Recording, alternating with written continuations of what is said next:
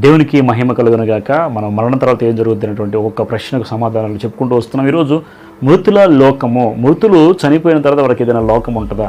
భూలోకం అంటే భూమి మీద జీవించే వారందరికీ ఇవ్వబడినది భూలోకము. పరలోకం అంటే చనిపోయిన తర్వాత వెళ్ళిన తర్వాత పరిశుద్ధులైనందువారు ఉండేటువంటి ప్రదేశాన్ని పరలోకము లేదా పరదేశం అని పిలుస్తూ ఉన్నాం.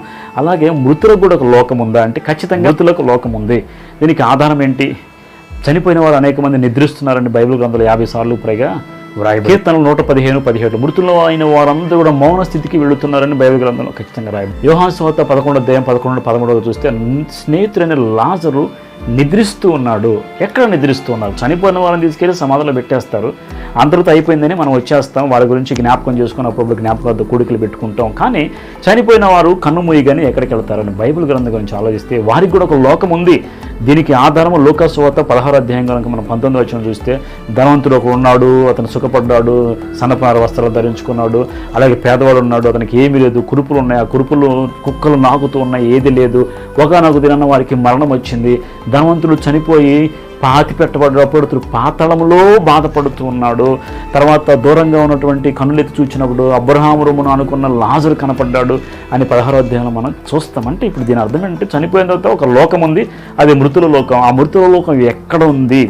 మృతుల లోకం ఎక్కడ? మనం ఆలోచించినట్టయితే గమనించినట్టయితే మృతులందరూ చనిపోయిన తర్వాత ఒక లోకానికి పంపబడతారు. చనిపోయిన వాళ్ళు ఈ భూమి మీద ఒక్క నిమిషం కూడా ఉండడానికి అవకాశం కానీ అధికారం కానీ పర్మిషన్ కానీ ఇవ్వబడలేదు. చనిపోయిన వారందరూ ఇక్కడ కన్నుమూయగానే ఒక చోటకి వెళతారు. అది ఎక్కడికి అంటే మనకి దాని ఆధారము లూకా సువార్త 16వ అధ్యాయము. పాతాళంలో బాధపడుతున్నాడు, దూరంగా ఉన్న అబ్రహామును రొమ్మును ఆనుకున్న లాజరును చూచాడు. అంటే ఇప్పుడు వీరు వెళ్ళిన ప్రదేశం ఏంటంటే ఒక పాతాళంలో ఒకరు ఉన్నారు, తర్వాత పరదేశంలో ఒకరు ఉన్నారు.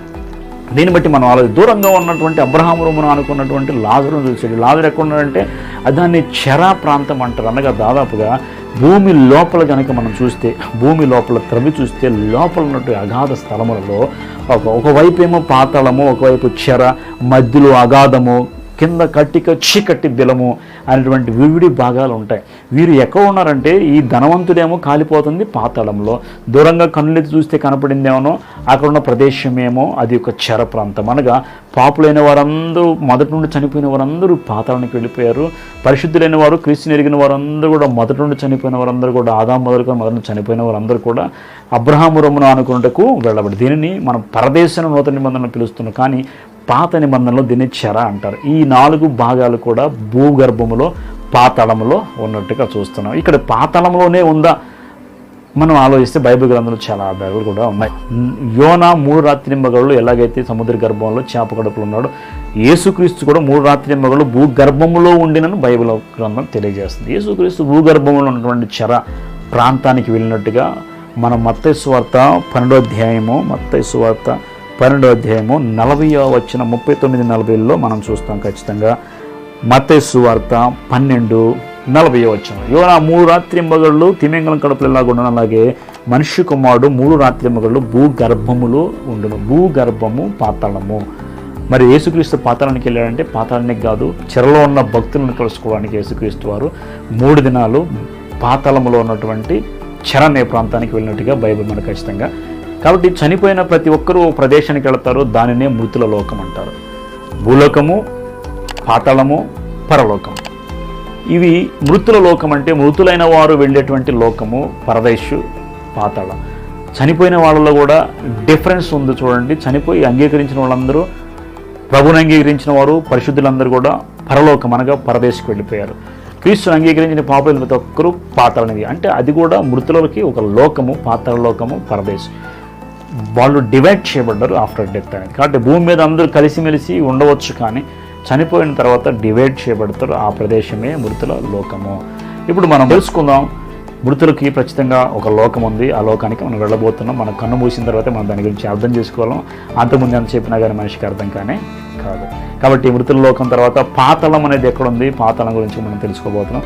తర్వాత వాటన్నిటి గురించి మనం ధ్యానం చేస్తాం. ఇప్పుడు పాతాళాన్ని హెడిస్ అని, చెరను ప్రెజన్ అగాధాన్ని అబిస్ అని పిలుస్తుంది, కట్టిక చీకటి బలాన్ని టాటోరిస్ అంటారు. ఈ 4 మనం భూగర్భంలో చూస్తాం. దీన్నే మృతుల లోకం అంటాం. కాబట్టి యేసుక్రీస్తుకు ముందేమో మృతుల లోకం అంతా కిందే ఉంది. చెర అనేది ప్రెజన్ అనేది. యేసుక్రీస్తు చనిపోయి ఆరోహణమై వెళ్ళేటప్పుడు ఆ చెరను చెరగా తీసుకెళ్ళిపోయి దాన్ని పరదేశిగా పెట్టుకున్నాడు. కాబట్టి దాన్ని పరదేశాన్ని నూతన నిబంధనలు మనం పిలుసు ప్యారడైజ్. ఈ చెర అనేది ప్యారడైజ్గా మార్చబడింది.